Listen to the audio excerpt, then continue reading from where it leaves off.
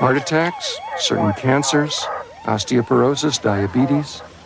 The major diseases of our society may be caused in part by what we eat. One of the physicians who helped me to understand why is Dr. Michael Clapper. I first woke up, so to speak, when I was working on the anesthesia service, learning how to put people to sleep. And I was seeing my patients for the next day's surgery for coronary artery bypass surgery in order to bypass clogged arteries in their heart. Because it was late at night, I drew the man's blood test, and when I took the blood to the laboratory and had it processed, I couldn't believe my eyes. Now, normally, this liquid layer floating on top of the blood clot is quite transparent. It's a yellow, but quite clear. You can see right through it. The blood in this patient's tube, however, was anything but clear. The serum floating on his clot was thick and greasy white. It looked like glue. In fact, it stuck to the sides of the blood tube when I shook the tube. I went back to the patient.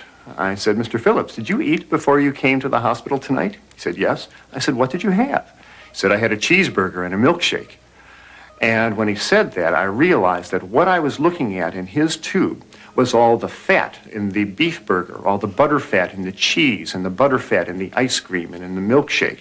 And all this fat had oozed out into his blood and actually turned his blood fatty.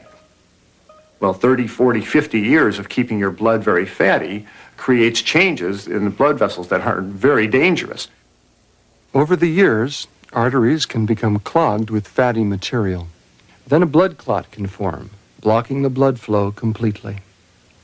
If the artery leads to the heart, the lack of oxygen can cause heart muscle to die. That's a heart attack. If the clogged artery leads to the brain, the patient has a stroke. The next morning, we took Mr. Phillips to the operating room, and I put him to sleep, and the surgeon opened up his chest. And from these arteries, he began pulling out yellow, greasy deposits of fatty material called atherosclerosis.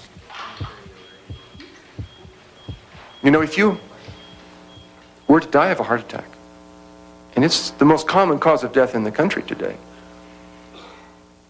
you might have an autopsy performed.